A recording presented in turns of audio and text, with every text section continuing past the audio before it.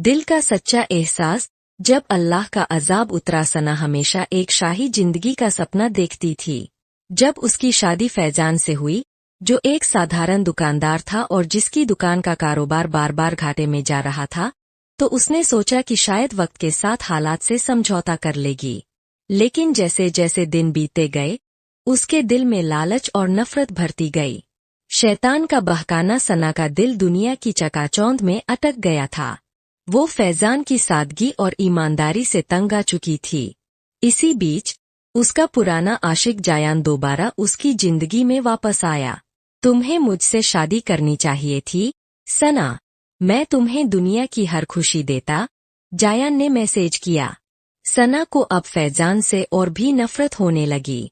वो सोचने लगी कि अगर वो फैजान को रास्ते से हटा दे, तो जायान के साथ ऐशो आराम की जिंदगी जी सकती है। गुनाह की साजिश। एक रात उसने जायान से मुलाकात की और दोनों ने मिलकर एक खौफनाक साजिश रची। अगर फैजान को रास्ते से हटा दिया जाए, तो हम दोनों हमेशा के लिए साथ रह सकते हैं, जायान ने कहा।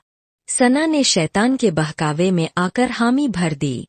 उन्होंने फैजान को जहर देने की योजना बनाई। अगले दिन सना ने फैजान के खाने में जहर मिला दिया, लेकिन अल्लाह सब देख रहा था। जब फैजान ने पहला निवाला खाने के लिए उठाया, तभी अचानक उसकी माँ कमरे में आई और खाना फैजान के हाथ से गिर गया। सना, ये तुमने क्या किया? उसकी सास ने झट से खाना उठाया और कुछ समझने की कोशिश की। तभी बिल्ली ने खाने में से थोड़ा सा खा लिया और तुरंत मर गई। सना के चेहरे का रंग उड़ गया।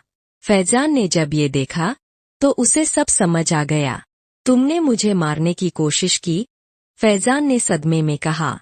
लेकिन सना ने कोई पछतावा नहीं दिखाया। हाँ, क्योंकि मैं तुम्हारे साथ इस गरीबी में घुट-घुट कर नहीं जी सकती।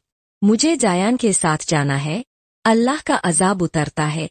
सना जैसे ही जायान के पास जाने के लिए निकली, आसमान पर अजीब हलचल होने लगी। काले बादल घिर आए, तेज हवा चलने लगी। अचानक बिजली की एक तेज कौंध आई और जायान की कार जिसमें वो बैठा था, वो वही फट गई। जायान की मौके पर ही मौत हो गई। सना ये देखकर डर के मारे कांपने लगी। उसने जैसे ही भागने की कोशिश की, तभी उसके पैरों में अजीब दर्द होने लगा। ऐसा लगा जैसे वो हिल भी नहीं पा रही थी।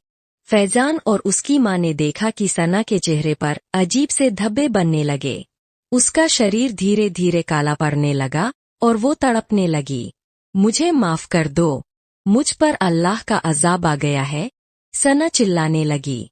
लेकिन अब बहुत देर हो चुकी थी। उसके जिस्म से अजीब सी बदबू आने लगी और कुछ ही घंटों में वो तड़प-तड़पकर मर गई। इबरत का निशान। लोगों ने जब सना की लाश देखी, तो उनकी रूह कांप उठी।